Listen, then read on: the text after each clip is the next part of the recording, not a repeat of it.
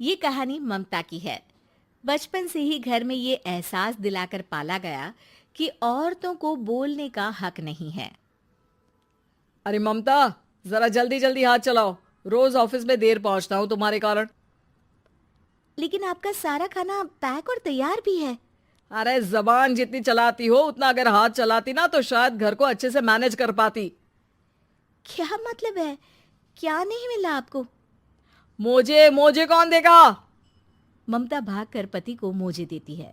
वो हर किसी का ख्याल रखती, लेकिन उसके घर में रोज का रोना लगा रहता। अरे माँ, आज स्कूल में टीचर ने मुझे फीस के लिए डांटा। माँ, मुझे अच्छा नहीं लगता कि स्कूल में फीस के पैसों के लिए मुझे कोई भी बात सुनाए। अरे पर बेटा, ये तो पापा करते हैं ना, सारा ऑनलाइन। मुझे तो इसकी जानकारी भी नहीं है। हाँ हाँ, बना लो बच्चों के सामने मुझे बुरा। अरे करता तो मैं ही हूँ, माना, लेकिन मुझे कोई सपना थोड़ी ना आएगा कि बच्चों की फीस जमा करनी है। अरे बताओगी तो तुम ही ना। ममता की अब ये आदत में शुमार हो चुका था। वो हमेशा हर बात के लिए खुद को ही दोषी मानती। एक दिन वो पड़ोस की दोस्त से कहती है, समझ नहीं आता यार, मैं इतनी डम कैसे हो सकती हूँ। बात तो सही भी है ना। अब पति बेचारा नौकरी करे, पैसे कमाए, या फिर ये देखे कि बच्चों की फीस का वक्त है। क्या करूँ यार। पता नहीं, मेरे पति तो सारा काम खुद ही करते हैं। वो तो कहते हैं कि तुम थक जाती होगी, सारा दिन घर बाहर बच्चे तो। अच्छा, ऐसे भी पति होते हैं क्या? अरे क्या बात कर रही है? भाई साहब कभी तुझे किसी बात के लिए सुनाते नहीं? किसने कहा नहीं सुनाते? अरे ये पति चीज ही ऐसी होती है कि बिना पत्नी को सुनाए उन्हें चैन की नींद कहाँ आती है। तो तू भी परेशान रहती होगी कि कैसे, क्या, कब भूल गई। अरे वो तो मुझे बस इस बात के लिए ताना देते हैं कि मैं वक्त पर खाना क्यों नहीं खाती या पार्लर जाकर अपनी साज सज्जा क्यों नहीं करवाती। पड़ोसन बोल ही रही होती है कि ममता के बेटे की आवाज आती है। अरे माँ, क्या हो गया? लग नहीं रहा कि आज आप मुझे पानी भी देगी। अरे कब से खाने के लिए वेट कर रहा हूँ। अरे यार, मैं चलती हूँ। बेटा खाने के लिए वेट कर रहा है, मैंने उसे खाना भी नहीं दिया। अरे 12वीं में पहुंच चुका है तुम्हारा बेटा, उसे बोलो खुद पानी लिया करे। मैंने तो अपने बच्चों को काम करना सिखाया है। अरे यार, खुद की भी तो कोई लाइफ है। माना जब नहीं कर सकते थे तो किया, लेकिन अब इतने बड़े बच्चों की हर बात मानेंगे तो मुश्किल तो अपने को ही होगी। ममता को पड़ोसन की बात में दम तो लगता है, लेकिन करे क्या, आदत भी तो खुद ही ने डाली थी। ममता घर जाती है कि तभी बेटी आ जाती है। माँ, परसों मुझे एक शादी में जाना है। तेरी वो जो लाल वाली साड़ी है ना, उसे दे देना। मैं आज जाकर टेलर को दे दूंगी, वो उस साड़ी से सूट बना देगा। अरे नहीं नहीं तारा, वो मेरी माँ ने मुझे दी थी और उस साड़ी से मेरी काफ़ी भावनाएं जुड़ी हैं। तुमको ना मैं दूसरी साड़ी दे दूंगी। ओके, कोई बात नहीं, लेकिन आज दे ही देना पक्का। तारा माँ की साड़ी से सूट बनवाकर पार्टी में जाती है, लेकिन जब वो पार्टी से लौटती है, क्या है, मैं तो समझ ही नहीं पा रही हूँ।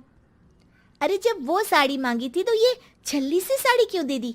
मैं ही पागल थी जो इस साड़ी का सूट बनवा लिया मैंने। माँ, जानती भी हो कि कॉलेज में मेरी कितनी हंसी उड़ी। तभी वहां ममता का पति सुनील आ जाता है। अरे गवार औरत, जब बेटी साड़ी मांग रही थी तो दे देती ना। अरे पापा, इनके तो इमोशंस जुड़े थे उस साड़ी से। ममता इतने सब के बाद भी कुछ नहीं बोलती। मेरी बेटी की बेइज्जती हो गई। मैं बिल्कुल बर्दाश्त नहीं कर सकता ये। मैं नहीं चाहता कि मेरी बेटी से कोई भी ज्यादा सुंदर लगे पूरे कॉलेज में। जी, वो पढ़ने में तारा बिल्कुल अच्छी नहीं है, उसकी पढ़ाई पर आप ध्यान दीजिए ना। अच्छा, अब तुम मुझे बताओगी कि मुझे किस पर ध्यान देना और किस पर नहीं। रमेश जैसा ही ये वाक्य पूरा करता है, ममता की बेटी और पति उस पर जोर जोर से हंसते हैं। अरे ठीक है ना, पता ही नहीं चला कि कैसे वक्त इतना बीत गया। अरे कैसे पता चलेगा माँ, हम लोगों के पीछे जो तू बैताल की तरह चिपकी रहती थी, तुझे कैसे वक्त का पता चलता? ममता को पहले सास ससुर, फिर पति और बच्चों की तरफ से इस तरीके की बातें सुनकर उसका मन बहुत दुखी रहता था। एक दिन, सुनो ना, बहुत दिनों से कमर के नीचे बहुत दर्द रहता है। कल मैंने देखा तो एक फोड़ा था। अरे ममता, एक बार अपने पति से बात करो, वो तुम्हारा फोड़ा डॉक्टर को दिखा देंगे। अरे नहीं नहीं, वो तो गुस्सा हो जाएंगे। अरे क्यों गुस्सा हो जाएंगे? तुमको दर्द है?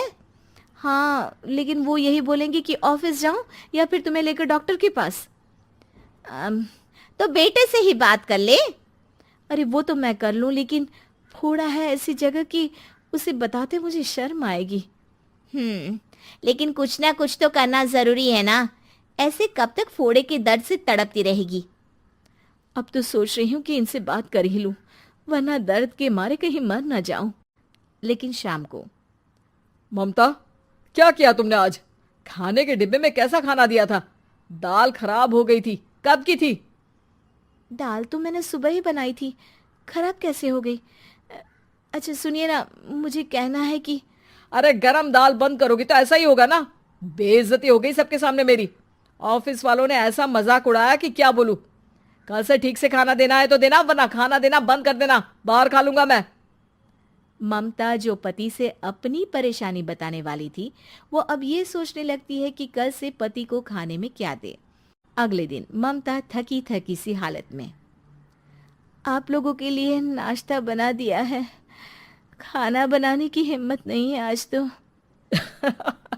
रात भर सोकर थक गई है ना, इसीलिए तो खाना नहीं बना सकती।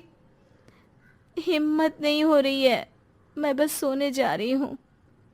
बस मैडम को सोने का बोल दो, फिर देखो कैसे सोती रहती है। माँ, फिर वही पराठा सब्जी।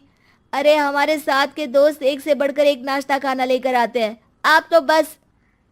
सभी घर से निकल जाते हैं, लेकिन जब शाम को बेटा घर आता है तो घर में अंधेरा रहता है। बेटा लाइट चलाता है। क्या माँ, तुम्हारा भी जवाब नहीं है बिजली का बिल बचाने के लिए? वो बोल ही रहा होता है कि सामने माँ जमीन पर लेटी मिलती है। वो उसके पास जाता है। अरे माँ, क्या हो गया माँ? तभी वहां पड़ोसन आती है। अरे बेटा, तुम्हारी माँ के पैर के पास एक फोड़ा है, जिसके कारण ये लगातार कमजोर होती जा रही थी। मैंने उसे पहले ही कहा था कि घर में बता दो, लेकिन तुम्हारी माँ किसी को तंग करना नहीं चाहती थी। तभी वहां डॉक्टर आ जाता है। अरे इनके ऑर्गन में दिक्कत है, कोई बात है जो इनके मन में खटक रही है। अरे नहीं नहीं, इसके मन में कोई बात नहीं है। कोई काम है नहीं ना इसके पास, सारा दिन बस घर में ही रहती है। देखिए, मैं तो ये नहीं जानता, लेकिन हाँ, इनके मन में हमेशा कोई बात रह जाती होगी, इसीलिए उनकी ये हालत है। अगर आप समय से नहीं ले आते तो हो सकता था कि। अरे नहीं नहीं डॉक्टर साहब, हम पूरी कोशिश करेंगे कि वो ठीक हो जाए। हम लोगों ने अपनी ही परेशानी माँ के सामने रखी, लेकिन किसी ने माँ की दिक्कत को जानने की कोशिश तक नहीं की। हाँ, मैंने भी ममता को हमेशा घरेलू जरूरत से ज्यादा काम का नहीं सोचा था। ममता को होश आता है और वो खुद को अपने बेडरूम में देखती है। वो उठने की कोशिश करती है कि माँ, अब आप नहीं उठेंगी। हम लोग है ना, हम लोग आपको पूरी तरह से खुश रखने की कोशिश करेंगे।